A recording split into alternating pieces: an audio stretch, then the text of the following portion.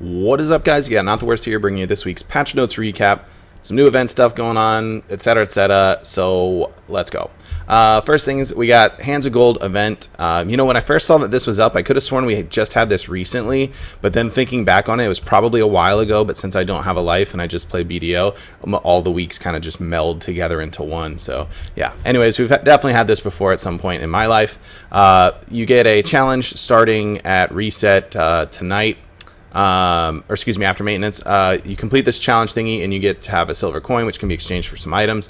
And then when you are grinding only and defeat monsters, you'll get golden imp coins, and you need this coin to complete the event quest, golden imp coin. You got to get 10 of them per day, if I remember correctly. Alternatively, you can also play 1 hour and you'll receive 2 of the golden troop coins, the silver ones here.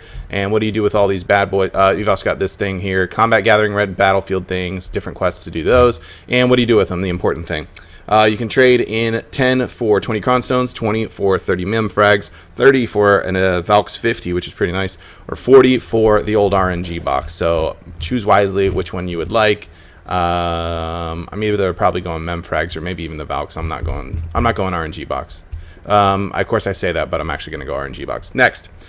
Roses are blooming. Okay, great. Ongoing events, the same ones from last week. Pearl mullets are gone. No more mullet boys. Catch you next time. Maybe this summer when they did octopus stuff last year. We'll find out. We've got a new item. Marnie's research box has been added. You can get this item by defeating monsters in Valencia, Sylvia, or Drigan at a low rate. There's a higher chance of getting the box when defeating a gatekeeper monster in Valencia or Variak in Drigan. When you open the box, you'll get a Great Marnie Stone. New type of Marnie Stone, Great Marnie Stone, has been added. Defeat monsters corresponding to the Great Marnie Stone to fill it up. Once the stone is full, you can hand it over to Wacky Toshi and get a Marnie supply box. You will also get the same type of Great Marnie Stone back, but it will have been reset. So, get ready. Here's the places you can get them for. Basham Kadri, Naga, Fogans, Bandit Shrine, Crescent, Bazzi Centaurs, Sulfur, Piliku, Mansham, Fatus, Polyforest, Forest Ronos, Shira Ruins, Cagtum, and Shirakan during daytime only because nighttime would be atrocious. From what I've heard, it's like 50,000, 60,000 mobs. I believe it varies a little bit on spot. That's all hearsay I got from server chat. I haven't gotten one myself, so take that with a grain of salt, but I believe it to be around 50, 60k, and potentially, depending on the area, it could have a little bit different kill amount. Now, what can you get from these? Glad you asked. Tungrad Belt, Tungrad Earring, Ogre Ring, Layton's Power Stone, Eye of the Ruins Ring, Baltar Eclipse Belt, Orkenrad's Belt, Basilisk Belt, Narkir Accessory, Ring of Crescent Guardian. So, pretty solid accessories, except for Orkenrad's because there's that. But the fact that it resets is actually pretty interesting. Just another way to kind of pump accessories into the market. I don't know what kind of impact this will actually have overall, if it will, in the market, just because of how rare they are to get to drop in the first place, as I understand it.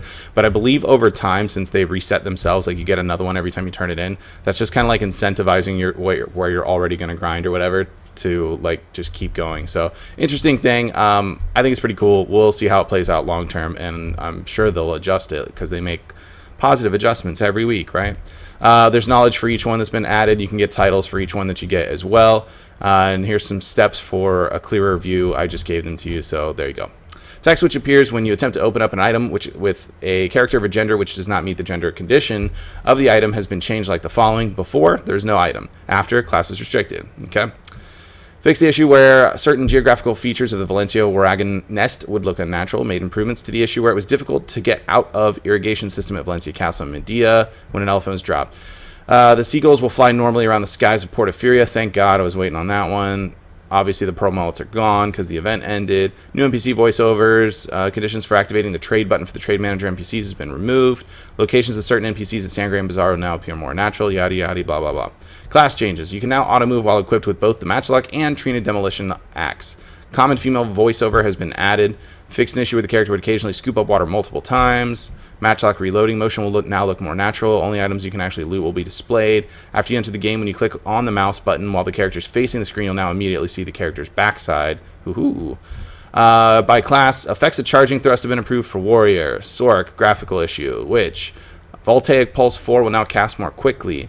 Musa, issue where Typhoon skill would not activate when acquiring the Absolute Carver skill. Meiwa, graphical fix, added description, and Divider 3 will no longer display abnormal motions when you press Q or E.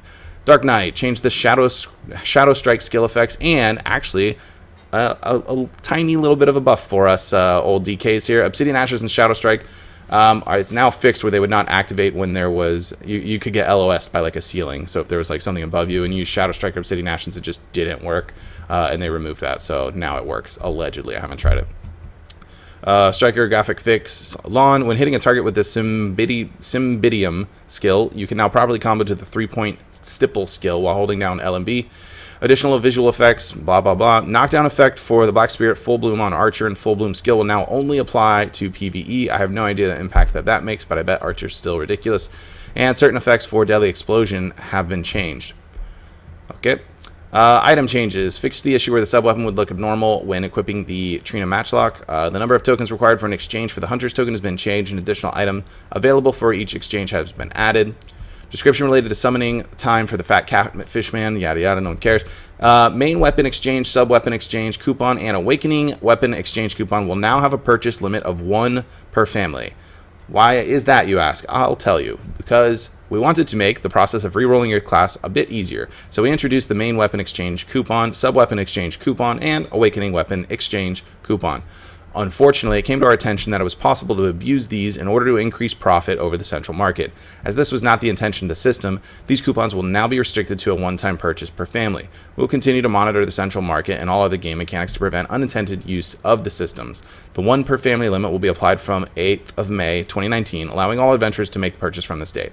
What are they talking about? Well, if you had noticed before, I didn't look at it every day, but last I had seen, there were no pen dandelions listed for most classes at all, and it was kind of disgruntling looking at if I wanted to sell my pen dandelion, how much I could sell it for, and the max price was like, I don't know, 12.5 bill or something completely laughable considering it cost me like 18 bill to make the thing. So what people were doing was re-rolling them to the classes that had sold pen dandelions, which I believe was Mystic. So if you went into the Mystic, there were actually like 1 or 2 pen dandelions listed at a time. Yeah, actually, I think I even saw 4 at once. And they were up around like 24 billion or something like that, where they should be as far as sale value. So obviously, if I wanted to sell a pen dandelion, or I made a second one for my DK, would I want to sell it for 12.5 billion? Absolutely not. I'm just going to pay to re-roll the weapon to a Mystic weapon and list it as a Mystic weapon. Then somebody else has to buy it as a Mystic weapon, and then they would re-roll it to their class. I agree that it's silly in the sense of like having to do that, although you would think Pearl Abyss and Cacao that loves their money, like obviously that just makes them money, doesn't it? Because now everyone's going to re-roll it and then roll it again to their class, and you have to buy the coupons to do it. You'd think that it makes money there, but in the first place, the root of the problem is they need to adjust the prices to be worth what they're supposed to be worth. Like, nobody's ever going to sell a pen dandelion for DK, like at 12.5 billion. It's just not going to happen. It's absolutely not. And the price won't go up until someone does. So that needs to be adjusted. It should dictate, like, especially weapons to, like, what other class. Anyways, that's for this is Patch Notes recap. We'll talk about that another time. Moving on. Featherwolf monsters located Com Sylvia no longer abnormally chase the adventurers. Quest updates, don't care. Interface, Black Spirit notifications, yada, yada, yada. What else we got? Fixed an issue the scroll bar in the friend list. Added a feature, yada, yada. Made improvements to descriptions, which appear when you press the shift key in the world map. You can see the before and after there. Remove buttons you cannot use for the supply depot stable for Node Warren conquests. Edit the reflection graphics on certain items in the Pearl Shop to appear more natural. Great. Resolved issues. We resolved an issue where the guild house bidding and guild disbanding functions were intermittently unavailable. We apologize for the time it took to resolve this. The issue occurred for guilds that were bidding on a guild house before June 21st, 2018, or did not collect silver from a failed bid before the date had been disbanded and reformed by the same guild master since. Okay. Known issue. We are aware of the issue where the reward titles that should be given when reaching certain life levels were not given with the life skill EXP adjustment from last week. You can obtain any missing title by leveling up the affected life skill to the next level. Let's go to the Pearl Shop. What do we got? Spring Pet Pack. We got a little lamb, a choppy, long-tailed rosefinch, young griffin, and pet appearance change. Coupon seems kind of useless to me. If you need pets, I guess you can get it. Just make sure you're paying attention to what's limited, premium, regular, whatever, and stuff like that. So for combining purposes for higher tiers, you don't accidentally get screwed. Book a combat pack. Not interested. I don't know that many people still are, but maybe they are if they're brand new. Even then, I wouldn't recommend getting it. But you get a sealed book of combat 15 days, sealed book of combat 7 days, and a golden bell. Complete fairy pack has Fairy Queen's Might and Ornette's Dark Honey Wine times 25. You can also buy them individually, as you see here, for reduced prices. So there's that. This is kind of cool, I guess, but everybody will have one. For 1 loyalty, you can get the Carnation. It's only 1 purchase per family, and it gives you a buff, all AP plus 5, attack speed 1, and cast speed 1. Crown Eagle outfits are on sale, so if you would like one, not my cup of tea, but they exist, and they're cheaper than normal if you want to look like that. So there you go. If Big Bird is your thing, they got you on the discounts. That is it for this recap, ladies and gentlemen. Be sure to like this video if you did enjoy it. Make sure you subscribe if you are new to the channel so you get notifications when new videos go live. Also, if you would like to catch me live this weekend, we'll be doing Tet Bazzi belt attempts once again, enhancing. Make sure you head over to the Twitch page, which is in the description below. Drop a follow over there so you get a notification when we do go live. It's 7 p.m. Eastern time on Saturday nights, and typically around 1 p.m. Eastern. That one's a little tentative on Sundays. Last Sunday, I did indeed miss my stream. I was unfortunately not able to get my internet connection to stay stable, so I went live a couple of times, but it was just like watching a slideshow because my frames just kept dropping. I waited it out for a few hours to try and like get it fixed. I reset everything on the planet. But yeah, even other people, like my friends in my area that have the same internet carrier, were like, dude, our internet's just been crap today. So I just kind of had to put up with it and miss Sunday stream. So I might do a Friday night stream to make up for it. No promises on that, but I do have some free time Friday.